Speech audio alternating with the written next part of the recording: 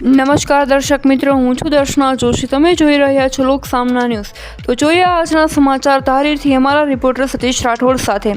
ધારી તાલુકાના ખીચાના દેવાંગી આશ્રમ ખાતે બીજની ઉજવણી કરવામાં આવી. ખીચા ગામના દેવાંગી આશ્રમ ખાતે આશ્રમના મહંતના અધ્યક્ષ સ્થાને બીજની ભવ્ય ઉજવણી હાથ ધરવામાં આવી હતી. ભજન અને પૂજનનો સુંદર સંગમ અહીં જોવા મળ્યો હતો. સ્તુતિ, ભજન અને કીર્તન જેવા વિવિધ કાર્યક્રમો સાથે ઉત્સાહભેર બીજની ઉજવણી થઈ હતી. ખીચા ગામના સ્થાનિકો તેમજ ધારી તાલુકાના આજુબાજુના ગ્રામજનોને મોટી સંખ્યામાં આ દેવાંગી આશ્રમ ખાતેના બીજ ઉજવણી કાર્યક્રમમાં જોડાયા હતા. તો ફરી મળીશું એક નવા સમાચાર સાથે. ત્યાં સુધી જોતા રહો લોક સામના ન્યૂઝ. આજ રોજ મહાસુદ બીજ અને મંગળવારના રોજ દેવાંગી આશ્રમ ખીચા ખાતે બીજનું આયોજન કરવામાં આવે છે. દર બીજનું દેવાંગી આશ્રમના ગાદીપતિ બાપુ માધવદાસ બાપુને સાનિધ્યમાં દર બીજના હજારો ભાવિક ભક્તો આવી બાપુના સાનિધ્યની અંદર ભજન અને ભોજનનું આહ્વાન કરે છે. ત્યારબાદ બાપુના આશીર્વાદ લઈ અને આ જગ્યાનું બોલો.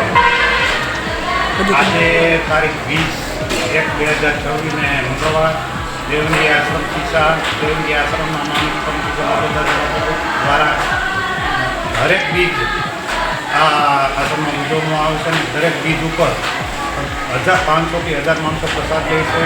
અહીંયા શિક્ષણ, ભજન, ભોજન અને નો ત્રિવેણી સંગમ જોવા મળે છે અને હર વખતે ઘણા ભાવિક ભક્તો અહીં આવી અને પ્રસાદનો લાભ લે છે. જય માધવદાસ બાપુ. ગમે મહાબીજનું આયોજન માધવદાસ બાપુ દ્વારા કરવામાં આવેલું છે. જેના અનુસંધાને ભોજન 500થી 1000 માણસોનો ભોજન વ્યવસ્થા બાપુ દ્વારા કરવામાં આવેલી છે તથા અનેક સંતો મહંતોનું આગમન થવાથી બાપુ અને બધા સમાજના માણસોને બાપુ આવકારે છે.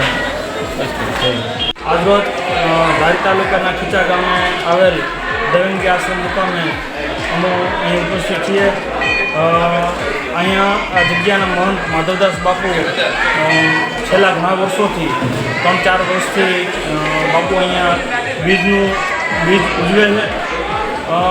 આ વાત તો સમગ્ર ગુજરાતની અંદર ફેલાતા ભાવિક ભક્તો સમગ્ર ગુજરાતમાંથી ભાવિક ભક્તો અહીંયા પધારે છે.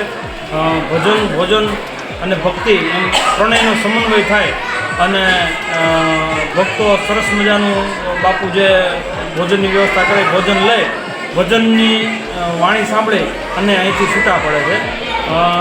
આ આયોજનમાં ખીચા ગામના તેમજ આજુબાજુના જે ગામડાના યુવાનો છે એ અહીંયા રસોડાની સેવા આપવા આવે છે અને માધવદાસ બાપુના આશીર્વાદ લઈ અને ધન્યતા અનુભવે